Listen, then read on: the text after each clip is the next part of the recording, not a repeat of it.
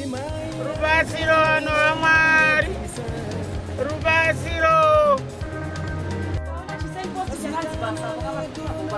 Mutsvaga basa. Rubatsiro vanhu vaMwari. Rubatsiro.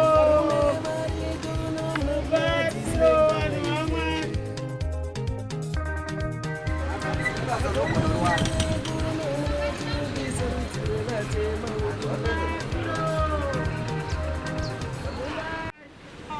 Mama, magari yese kupira kutoenda nemhepo kai. Rubatsiro vanhu vashe.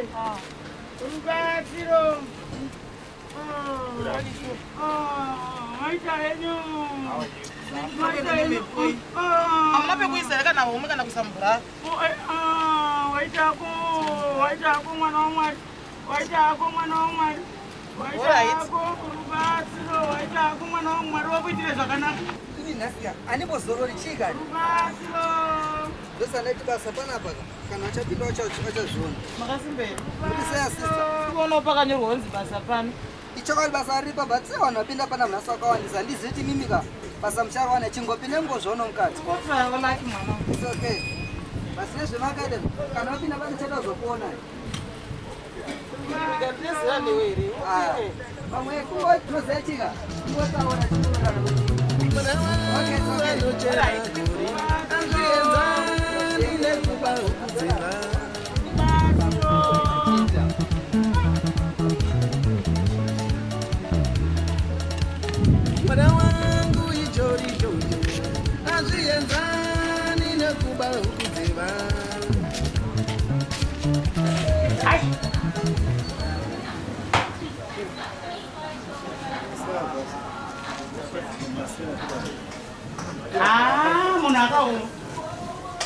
Munhu akaoma.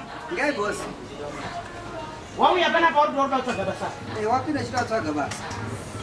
Mbavha idzodzi mbiri idzi. Awa. Mbavha idzi here dziri mbiri idzi. Ndozvawanditaura. Ndanga ndiri panze apo handizozviona zvanandiita. Chokwadi. Wapa mari yavo. Wazwa gati? Wese. Wapa mari yavo. Kana ndiri bofu panze pai. Wapa mari yavo. Wazona. Saka wadhiwa wawa wachibva apa. Make sure kuti waosecha mari yese iwene chero yavo yawauya nayo. Make sure kuti waosecha ukamubva nemari pano. Wazvizwa? Zvakanaka boss. Uri kuona musikana uyu? Musikana ndiye apinda basa. Awa. Musikana uyu muKristu. Ndanga ndatomuta nezvoti awanoziva basa. Wazvizwa? Musikana uyu muKristu. Musikana. Panapa unokupinda basa njike. You've got a company car. On top of that, a house. Wazvizwa? Akakomborerwa mwana uyu. Ari kutsvaga basa nemoyo wese. Kwete these two things. Kubva pakameni kuti muri kupinda muchitoba. Waseche. Waseche. Waseche. Waseche. Out.